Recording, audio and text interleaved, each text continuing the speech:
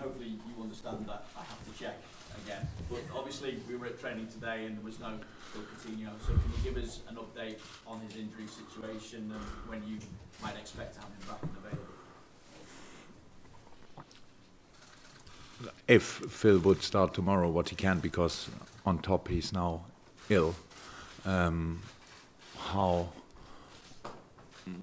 one other player too, what he was not that with him, it was not that serious. So he was back on training today. If he would start tomorrow, yeah, it would take time because there's no training for a long time meanwhile, and so no idea in this moment. That we would have to check in a moment when he's back. Also die Frage war, Jürgen, ich muss die Frage leider stellen, ich muss nochmal nachfragen nach Philippe Coutinho. Der war ja heute nicht im Training, er hat eine Verletzung. Haben Sie irgendeine Idee, haben Sie eine Einschätzung, wann er eventuell wieder zur Verfügung stehen könnte für das Team? Die Antwort war ja, na gut, wenn Phil morgen spielen würde, wenn er morgen beginnen würde, was er eh nicht kann, weil er zusätzlich auch noch krank ist, da müsste man mal sehen, das hat ja auch was mit der Verletzung zu tun. Er hat jetzt lange kein Training gehabt, das heißt, was er dann leisten könnte nach so einer langen Trainingspause, ist eh ungewiss. Deswegen habe ich momentan keine größere Idee dazu, was die Lage ist.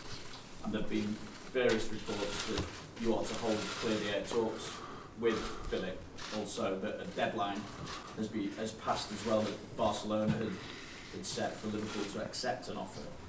As far as you're concerned now, is this the end of the matter completely now?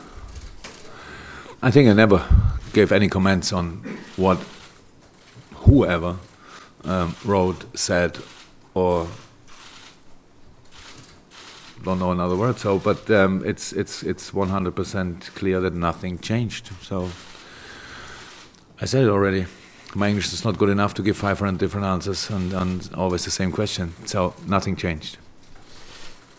Die Frage war, es gab jetzt Berichte dazu, dass es Gespräche mit Coutinho gibt, dass irgendwie auch schon eine Terminfrist abgelaufen ist, die Barcelona gesetzt hatte hinsichtlich der Ablösesumme und des Angebots. Deswegen ist meine Frage, ist jetzt alles vorbei? Die Antwort ist, ich kommentiere eigentlich nie irgendwas, was andere Leute gesagt oder geschreit haben, wer auch immer. Es ist 100% so, es hat sich nichts geändert und ich habe es, glaube ich, auch vorher schon mal gesagt, mein Englisch ist einfach nicht gut genug, dass ich 500 verschiedene Arten und Weisen finden kann, wie ich die gleiche Frage, die andauernd gestellt wird, unterschiedlich auf Englisch beantworte. Given the importance of this game to both sides, what are you expecting? A football game. An intense one. 100%. I think the main difference between this game tomorrow and the game last week is that now everybody knows about the quality of Hoffenheim. I knew it before, but I'm pretty sure a lot of people in England didn't expect the quality of Hoffenheim they saw, and that's now clear for me. It's half-time, and half-time you have to adjust things. You have to change things in the right direction.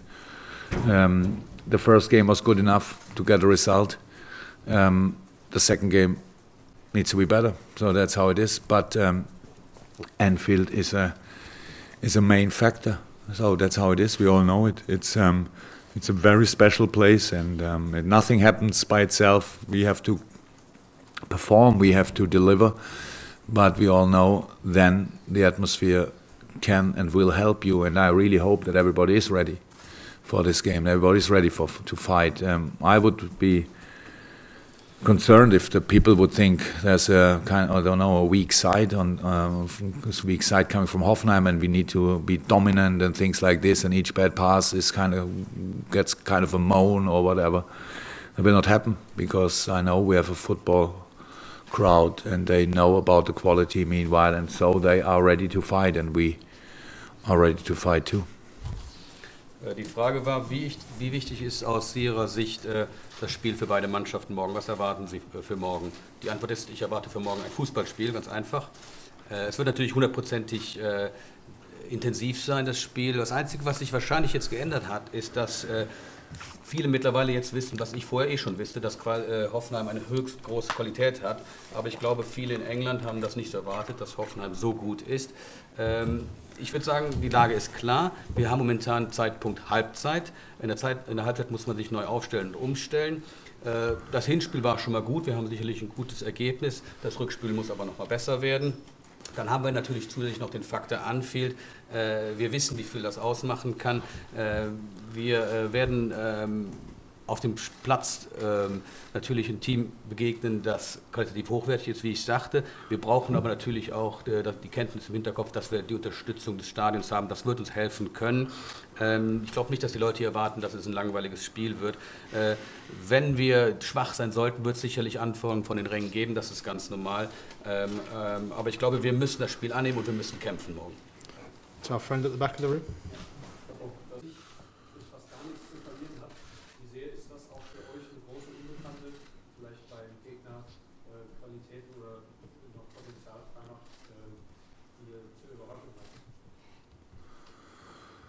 Das ist eine reine Frage der Sichtweise.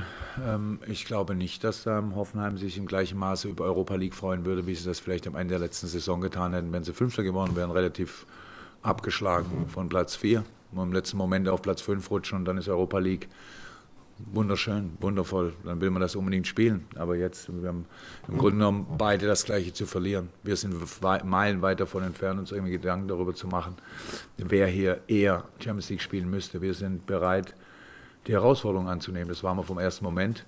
Wir haben ein ganzes Jahr darum gekämpft, in dieses Spiel zu kommen. Und jetzt haben wir uns auf das Hinspiel gefreut. Und das ist ergebnistechnisch sogar besser gelaufen, als wir es erwarten konnten. Weil ich glaube nicht, dass man unbedingt erwarten kann, dass man in Hoffenheim gewinnt. Das ist, ich weiß gar nicht, wie wenig Mannschaften gelungen in der Zeit davor.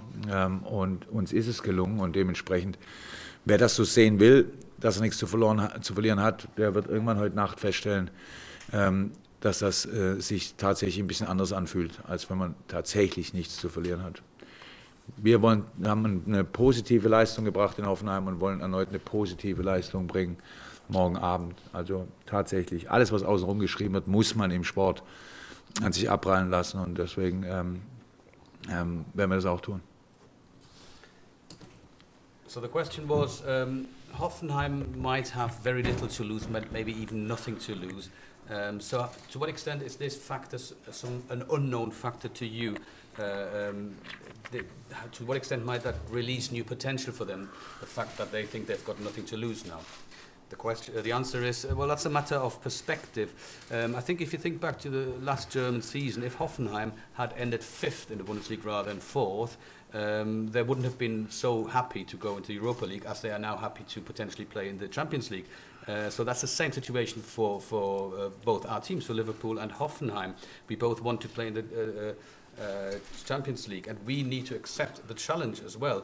We've worked for this goal hard last year, and we've got a good result coming out of the first leg. Winning at Hoffenheim is no mean feat. I don't think there are that many teams really that have won away at Hoffenheim. But I think if you think that Hoffenheim go into this game thinking they've got nothing to lose, you've got another thing coming. We've seen how dangerous they are. We have performed well in the first leg, and we need to play very well tomorrow. And anything else that's covered in the media about this kind of thing doesn't really matter. You need to focus that out. Okay, gentleman here at the front. Emir hat gesagt, dass Hoffenheim den besseren Fußball spielen würde. Wie sehen Sie das, beziehungsweise wie interpretieren Sie diese Aussage?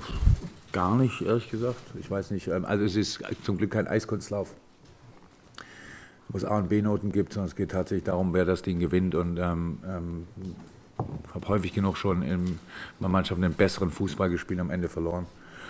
Also interessiert mich nicht wahnsinnig. Ich mag Kerim sehr gerne, finde es ein außergewöhnlicher Spieler mit einer großartigen Entwicklung. Aber er wird auch wissen, dass es nicht um Schönheit geht morgen.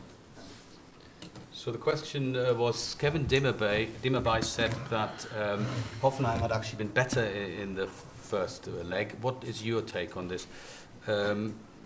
I don't think about this at all. It's not like we're doing ice skating where judges decide on the beauty of your ice skating. We're playing football here, and what matters is winning. So there's often been matches in the past where the worst team has won and the better team has lost, and vice versa. All of that is irrelevant. I do like Kevin. He's an excellent player. Kerim, no problem. Yeah. Kerim. I do like Kerim. He's an excellent player with a lot of development, but I think he also knows, just like me, that football is not all about beauty. Said from being.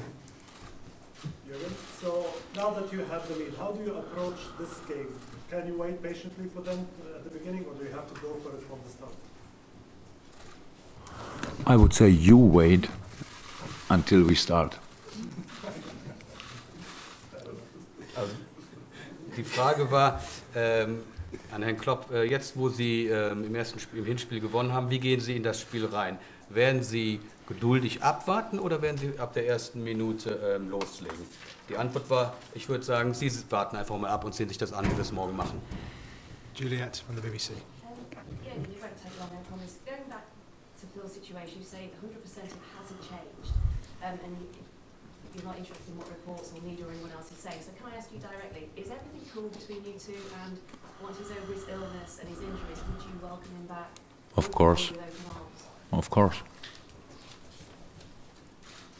Can you elaborate a bit on it? Why, you ask if everything is okay between me and him? That was the question, right? Yeah, everything's And I cool. answered with of course.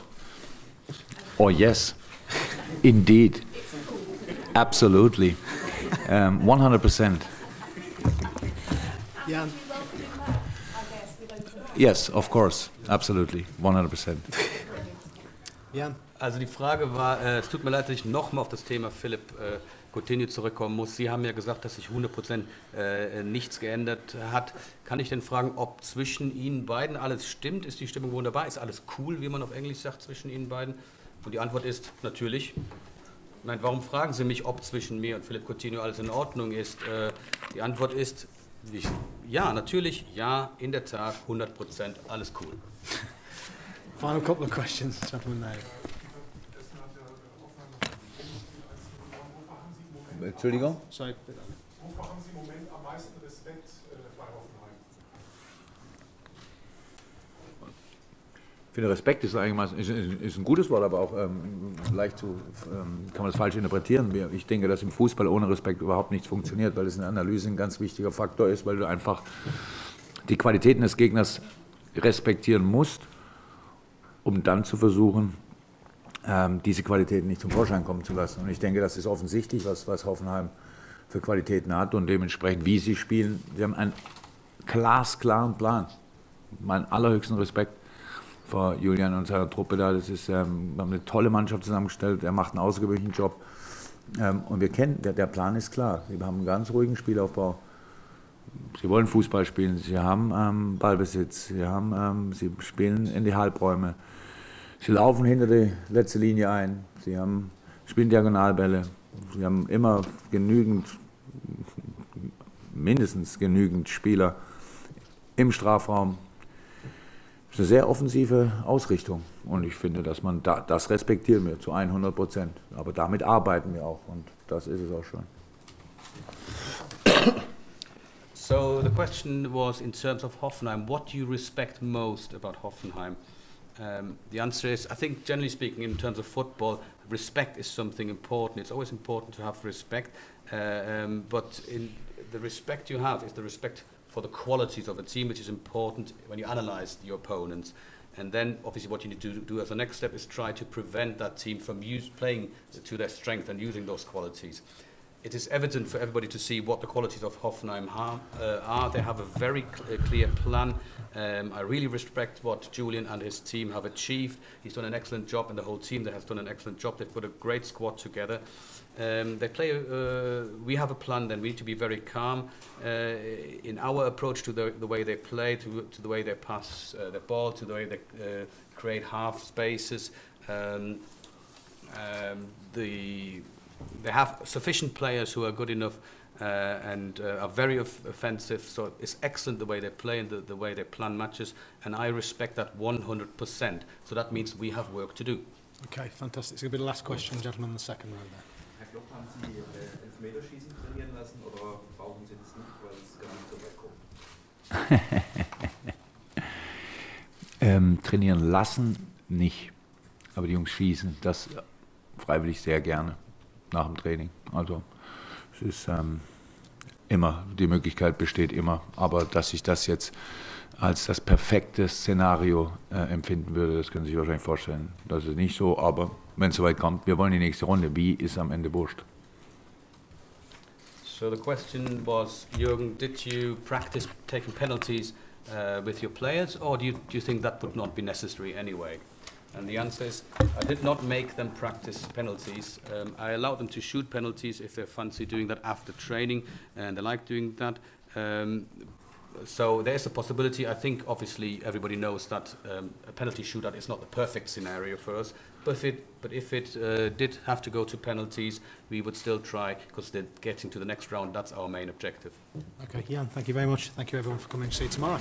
Bye-bye. See you tomorrow.